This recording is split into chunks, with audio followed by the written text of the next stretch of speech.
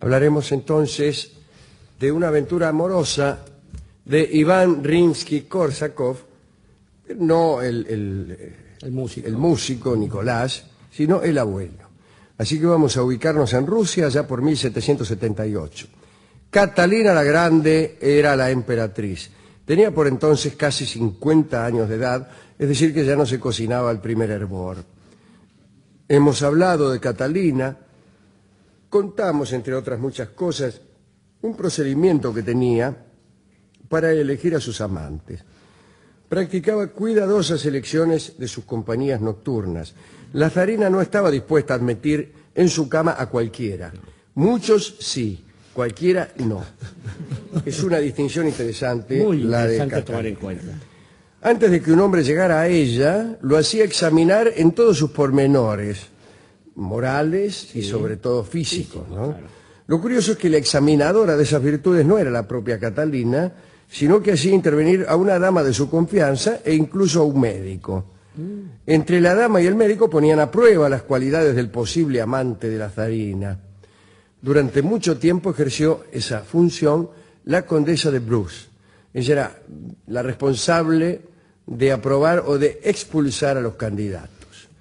Estos candidatos eran provistos nada menos que por Grigori Alexandrovich Potemkin, el viejo amante de Catalina. Parece que algunos años después del inicio de las relaciones con Potemkin, Catalina empezó a observar a hombres más jóvenes que él. Potemkin se preocupó porque quería seguir siendo el hombre de mayor confianza de la zarina.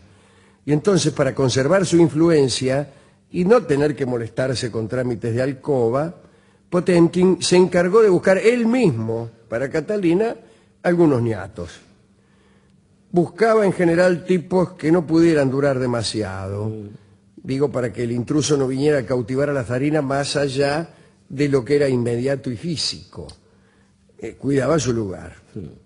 Bueno, una vez que Potemkin elegía a uno y a Catalina más o menos le gustaba, entonces se lo mandaban a la condesa de Bruce para completar la operación. Por ahí alguno lo sugería a la propia condesa. Por esos días de 1778 había sido expulsado el amante Simón Forig y se pensó para Catalina en el sargento Iván Rimski-Kórsakov. Era el abuelo del compositor, como hemos dicho. El nuevo elegido por Potemkin pertenecía a una familia de nobles de Smolensk y tenía 24 años de edad.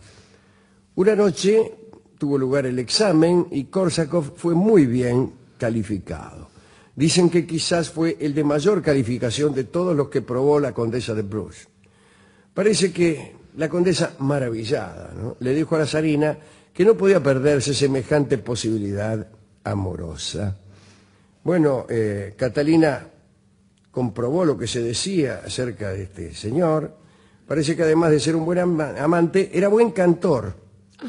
Y así, entre canción y canción, la amaba. Dice la crónica que la zarina se pasaba los días justamente entre abrazos y bellas melodías. Kórsakov también estaba interesado en la literatura y Catalina, enamorada, le ordenó a un librero la tarea de formarle una biblioteca. Y este librero anotó una respuesta del favorito que después vino a pesar en su contra. Se ve que era un poco chistoso Iván Rimski-Kórsakov, porque el librero le preguntó qué libro querría tener su señoría en la biblioteca. Bien lo sabéis, respondió Kórsakov, volúmenes gruesos abajo y pequeños arriba, como la emperatriz. Bueno, parece que era como la naranja Bills, sí. Catalina la Grande.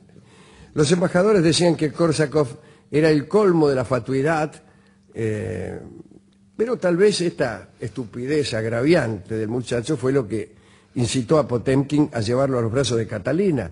Evidentemente un joven radiante pero estúpido, sí, claro, le convenía a Potemkin para que pudiera sustituirlo en el placer, pero no en la influencia política. Bueno, lo nombraron ayuda de campo, se le otorgó también el título de caballero del Águila Blanca, polaca.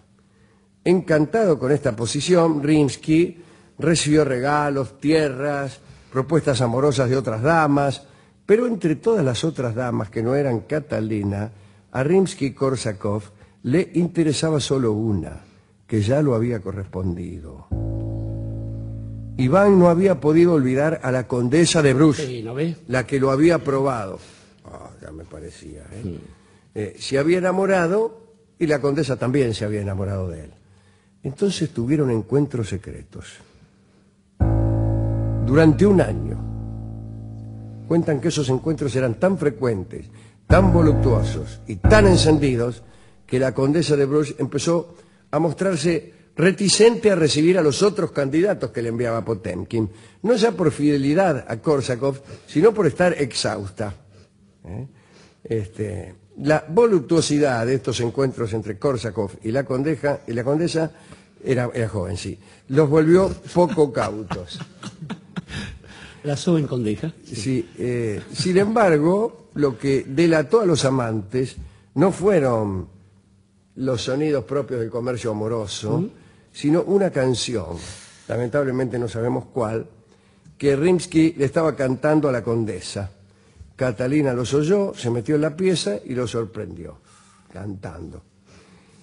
Y entonces la condesa de Bruges no pudo invocar las necesidades del servicio de la emperatriz, porque ese tipo ya lo tenía bien probado, ¿no? No pudo decir, lo estoy probando. La condesa fue desterrada a las regiones más heladas y obligada a trabajar en minas, contrariamente a lo que había venido haciendo. Nada más se supo de su vida. Su lugar fue ocupado por la señora Protosova, una nueva probadora de hombres. Un retroceso en la evolución. Sí. De Catalina. Protosova, sí. Claro. Iván Rimsky-Korsakov, tras una fuerte pena de azotes, fue también desterrado, pero a regiones más benévolas.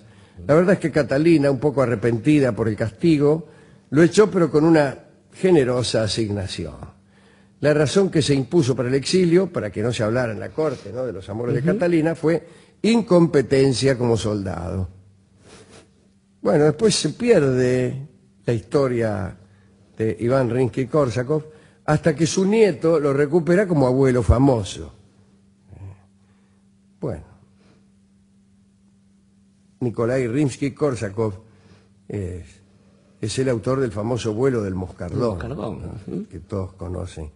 ¿Sabe? Que eso pertenece a una ópera que a mí me parece que se llama algo así como El Zar Saltán. Y si no recuerdo mal, hay yo nunca vi ni siquiera filmada ni nada, ni ninguna referencia visual de la ópera. Así que no sé cómo puede ser una apuesta de esto que le voy a contar. Creo que hay una princesa que es raptada y uno de los personajes se convierte en Moscardón y marcha detrás del barco en el cual llevan a la princesa. Y después aparece en el lugar donde la tienen secuestrada, que no sé si es un palacio o algo por el estilo. Y ahí,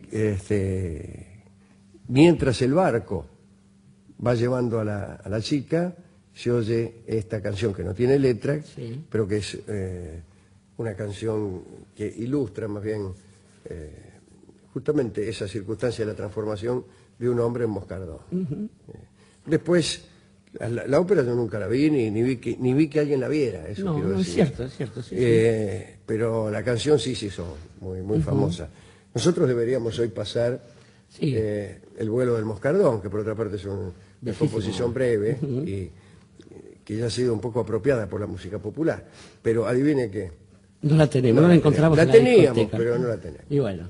Bueno. En ese caso yo creo, Alejandro, que hay que apelar ahí a la generosidad de las personas y pensar en el almirante Potiomkin, que además de haberle dado el título a una maravillosa película hecha mucho tiempo después y en contra de la misma familia a la que él sirvió, de algún modo tuvo esta especie de mirada bonachona como para seguir siendo un hombre de pro. Esto es, esa expresión voy a tener que borrarla de mi léxico, pero bueno, un hombre galante y un hombre serio, un hombre que se hace cargo de su lugar. Esta especie de dejar que los jóvenes pasasen alrededor de la muchacha Catalina y conservar su influencia. Me parece que estos gestos, aun cuando tengan su grado de mezquindad, hablan de un verdadero amor. Amor por el poder, pero amor al fin. Pero amor al fin, sí. Después, el muchacho otro que se lo merece es el muchacho Iván, el abuelo de Nikolai, Porque, digo, está muy bien esto, fíjese el heroísmo de este muchacho, que no contento, además con servir a la emperatriz, servía a aquella mujer que le había llamado la atención y que lo había promovido hacia esos altos lugares. Es una forma de agradecimiento. Que uno debería mantener siempre y que no siempre le da el cuero a uno como para hacerlo. Y finalmente al médico, pobre, digo, que se la pasó mirando muchachos ahí al servicio de la emperatriz, hermano, dos cosas en contra, a falta de una. Para que los tres, al encontrarse en algún fogón, pudieran decir, ¿te acordás cómo era? Sí, aunque no lo puedas creer, yo soy aquel muchacho. Yo soy aquel muchacho, escucharemos en la versión de Hugo del Carril.